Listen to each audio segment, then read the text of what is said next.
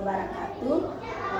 Perkenalkan, saya Niar dari UPT SUPN SD Impres Pacerakang. Hari ini saya akan melakukan aksi nyata 2.3 di mana melakukan coaching supervisi akademik. Nah, coaching supervisi akademik ini dilalui dengan 3 tahap. Yang pertama ada pra observasi, kemudian observasi, dan terakhir adalah pasca observasi.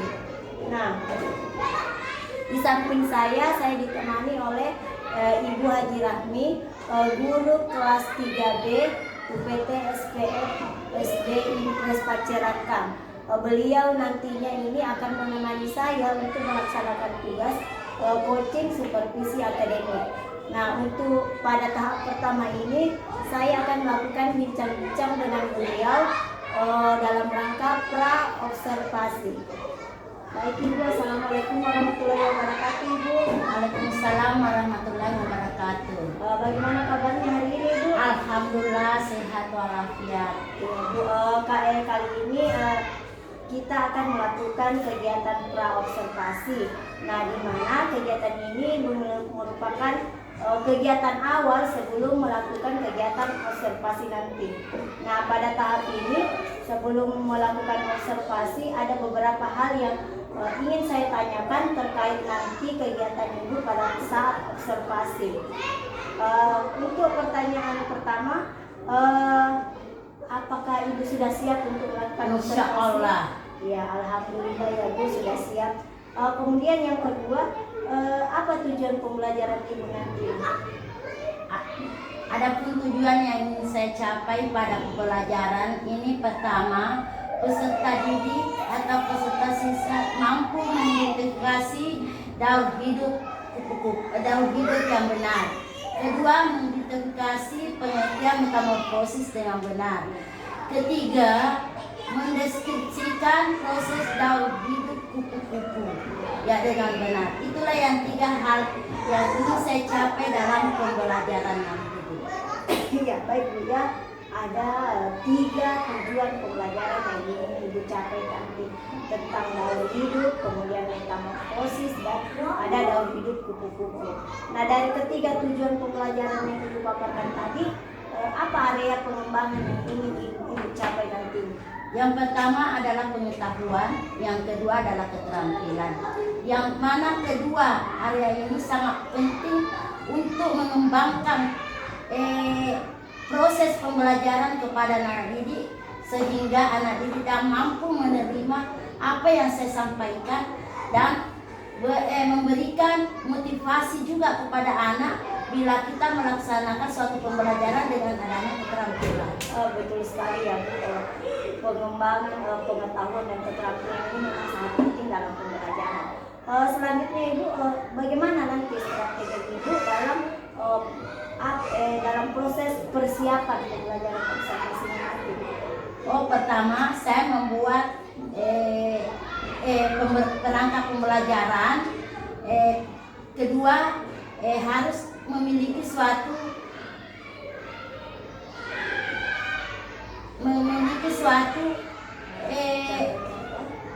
contoh nyata dalam pembelajaran. Ketiga, harus memiliki LKPD untuk kepada anak-anak kita supaya lebih memberikan semangat kepada anak kita dalam pembelajaran nanti tentang materi yang saya bawakan ini. Oh iya, betul sekali, sangat bagus sekali strateginya. Sudah ada perencanaan, pembuat RPP, kemudian yang kedua memberikan contoh-contoh yang nyata dalam pembelajaran, kemudian yang terakhir itu LKPD-nya. Saya kira itu strategi yang bagus sekali nanti yang Ibu akan terapkan dalam proses pembelajaran. Kira-kira hal apa yang Ibu akan melakukan pembelajaran? Saya secepatnya, karena lebih cepat lebih bagus bagi saya. Kalau saya memberikan sesuatu kepada anak, saya memberikan dengan cepat supaya dia lebih masih mengingat apa yang pernah saya sampaikan dan bisa menerapkan dia apa yang perlu dia lakukan pada pembelajaran itu. Betul sekali ya Bu, secepatnya lebih baik. Jadi Ibu akan melaksanakan observasi ini mungkin hari Senin lah, secepatnya paling cepat itu hari Senin. Kemudian kira-kira dari proses pembicaraan kita ini apakah ada yang ingin Ibu sampaikan dari hasil observasi pasca observasi ini? Iya, saya mengucapkan terima kasih kepada Ibu Nia yang telah memberikan kepercayaan kepada saya dalam observasi kelasnya ini, karena dengan memberikan kesempatan kepada saya sangat merasa senang karena demi kinerja kami dan PMI kami dalam pembelajaran ini dan membantu kami dalam pengembangan pembelajaran yang sekarang kita lakukan, yaitu mengenai PMM ataukah dengan kinerja guru. Saya merasa terbantu dengan adanya observasi kelas ini, Bu Nia. Ya, betul sekali ya Bu. Saya juga berterima kasih karena saya juga sangat membutuhkan observasi itu, bahwa memang observasi ini sangat diperlukan ya Bu untuk peningkatan kompetensi tidak hanya sebagai guru, kita juga sebagai guru harus selalu meningkatkan kompetensi kita ya Bu. Baik Bu, jadi persiapan Ibu alhamdulillah saya lihat sudah matang sekali.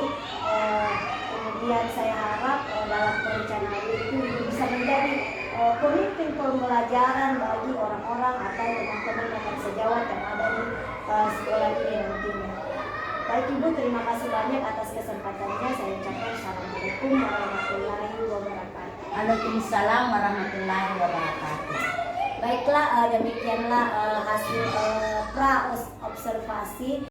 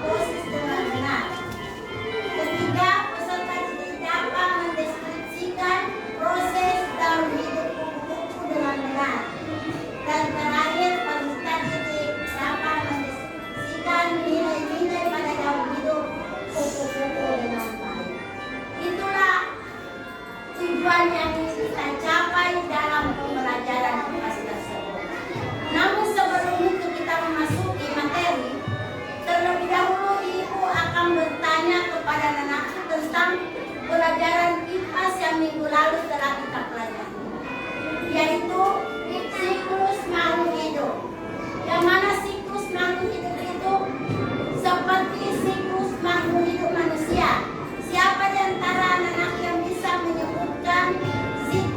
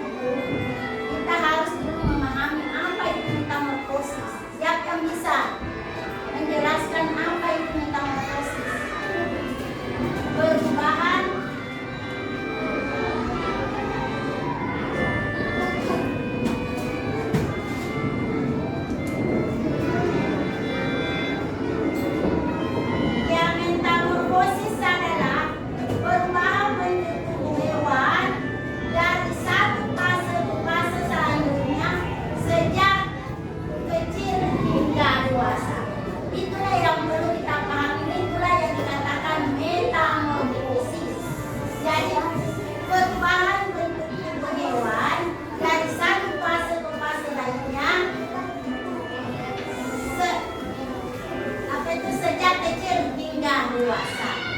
Itu yang kedua dan aku pahami, itulah yang dikatakan metamorfosis. Pada pertemuan ini, Ibu Guru akan membahas metamorfosis kupu-kupu. Jadi, ada beberapa hal yang perlu kita ketahui dalam metamorfosis kupu-kupu.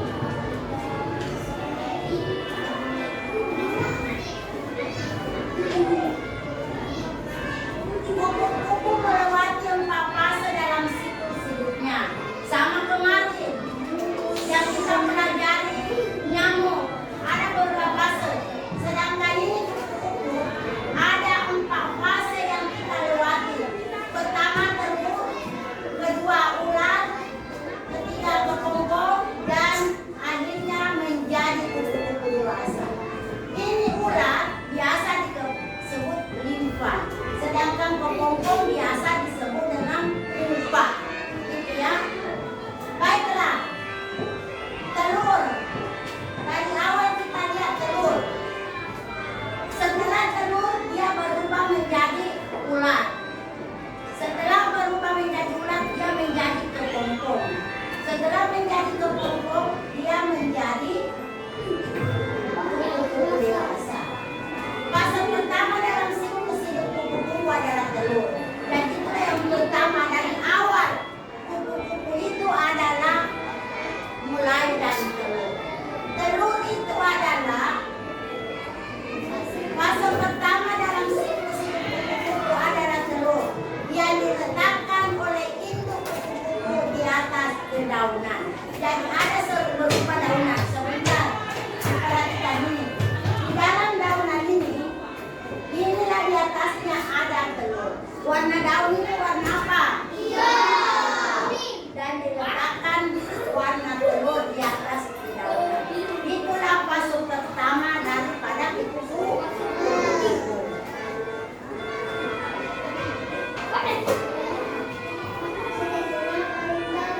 Yang kedua adalah ular.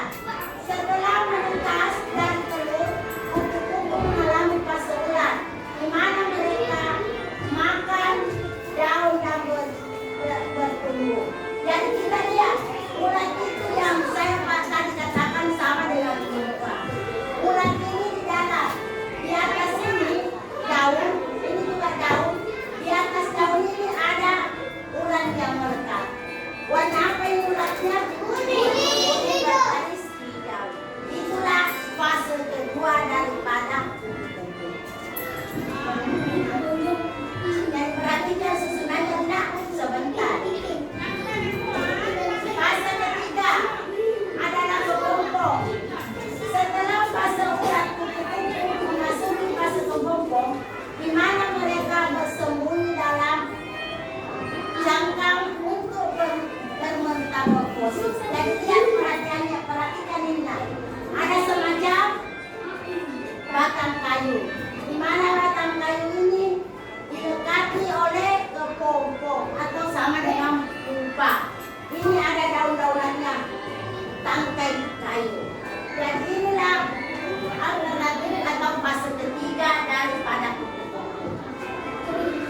Selanjutnya fase keempat adalah kupu-kupu. Dia sudah terbentuk dari kupu-kupu. Fase terakhir dalam siklus hidup kupu-kupu adalah ketika mereka keluar dari kepompong. Sebagai kupu-kupu dewasa yang segera mereka keluar dari sebagai kepompong, sebagai kupu-kupu dewasa yang segera siap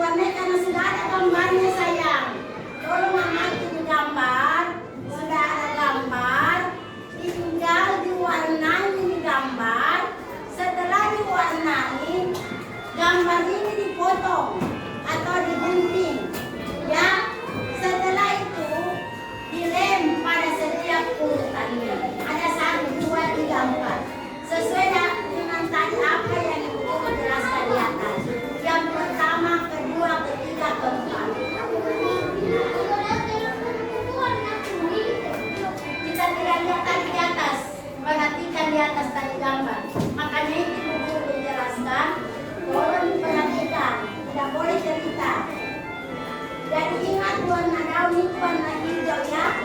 Jangan kasih warna merah atau apa segala macam.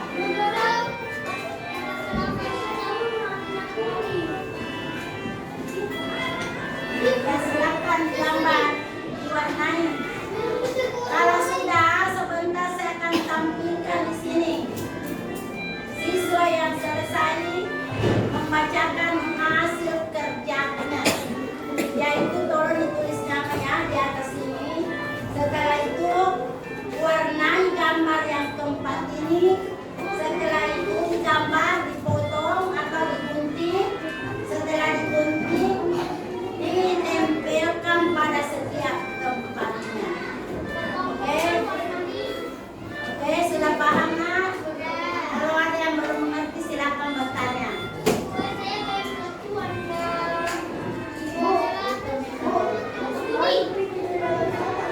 Ya, warnai dulu baru gunting, baru masuk dalam kotak.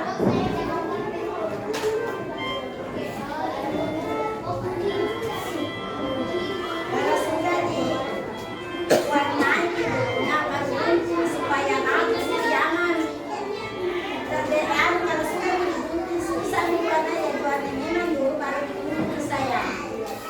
Warnai dulu baru digunting. Ada petunjuknya di sini. Baca di petunjuknya.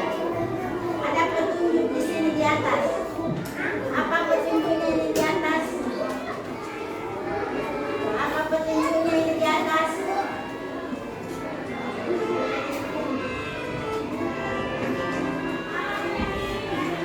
Siap? Silakan bekerja. Warnai sekarang kerjakan. Tidak usah menunggu.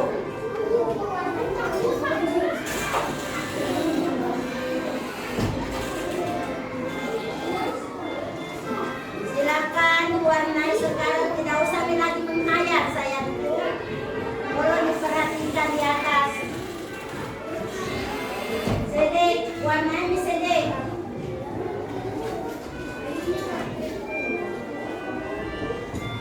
Ingat, perbaiki cara mewarnai. Jangan keluar dari gambar. Dan itu suatu penilaian juga bagi guru kalau gambarnya atau cara mewarnainya mengaku bagus. Jadi kalau sudah diwarnai, digunting, baru ditempelkan pada gambar tersebut. Diwarnai juga kupu-kupu ya. Kupu-kupu yang ada di atas juga diwarnai.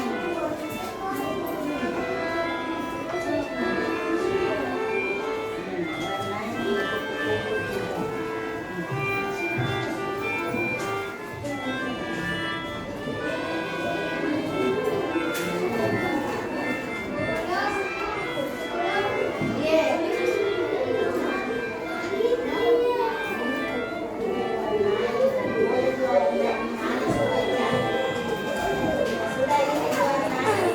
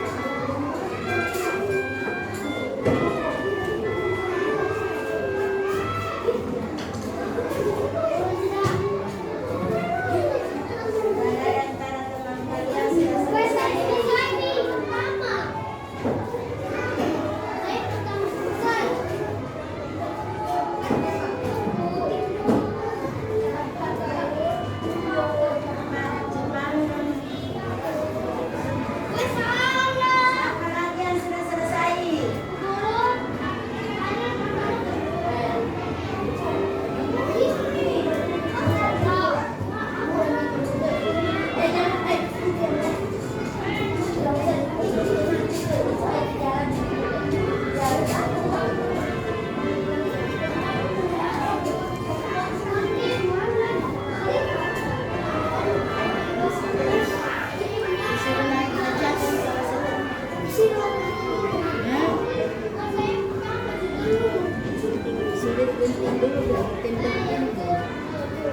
Ya baiklah, kalau sudah selesai di sini, saya minta naikkan kipasnya digunting ini baru tempel di buku tulis tak. Ya, sudah. Kalau sudah sini, mana buku tulis kipas tak saya? Tolong ini digunting baru ditempel di buku tulis tak saya.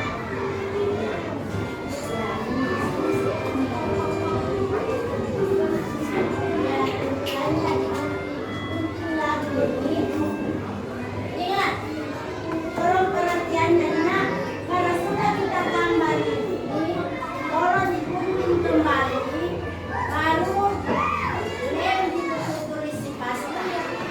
Sini gunting lagi, sampai di sini baru ditempel di kertas. Oke, sini.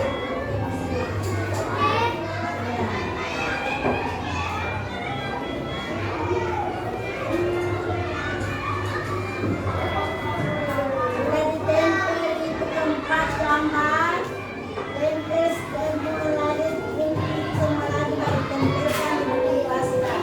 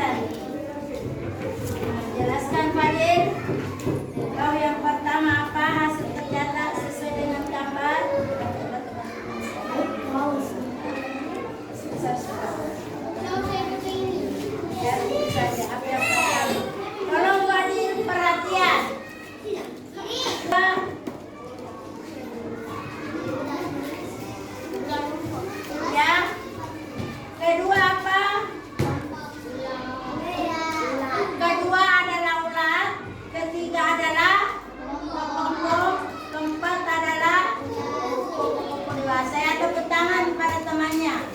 Sekarang kelompok 2 usia yang tampil.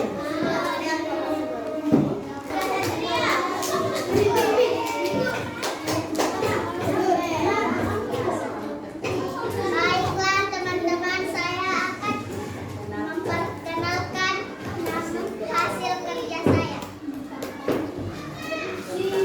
Siklus hidup kupu-kupu. Yang pertama, siklus hidup kupu-kupu.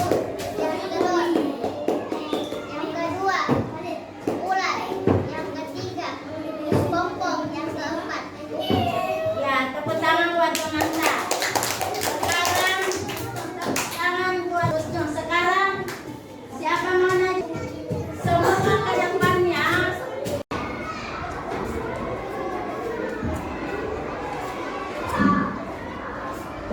Ya, bismillahirrahmanirrahim. Assalamualaikum warahmatullahi wabarakatuh. Waalaikumsalam warahmatullahi wabarakatuh. Berjumpa lagi dengan saya Nia, calon guru pembina angkatan 11.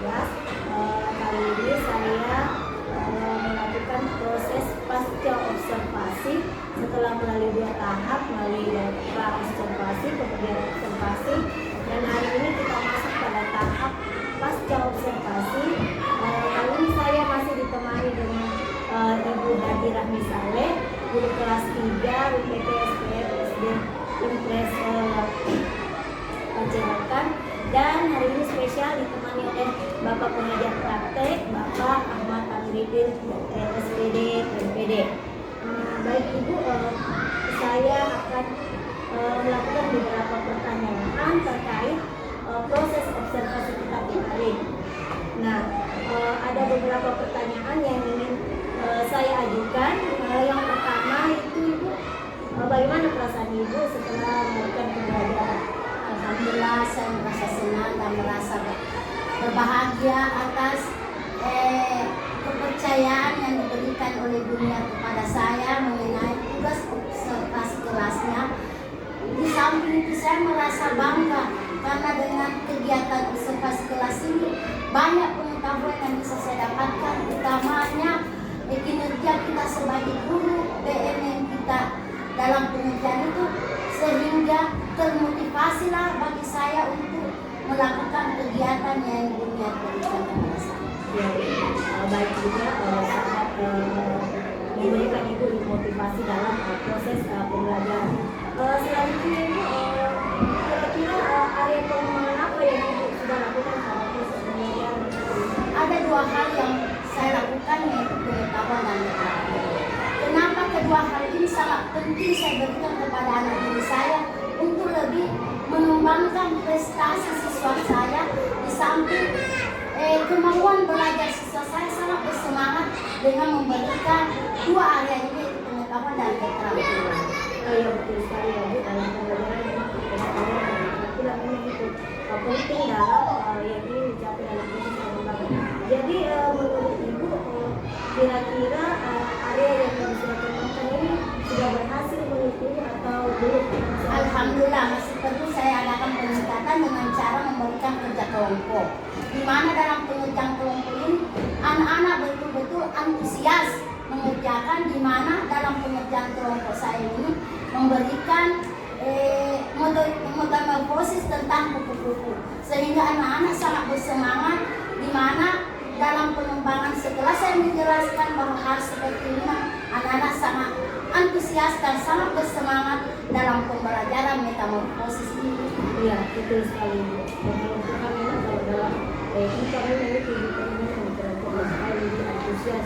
Kemudian apakah ada hal lain lagi misalnya sesuai gaya belajar yang sekarang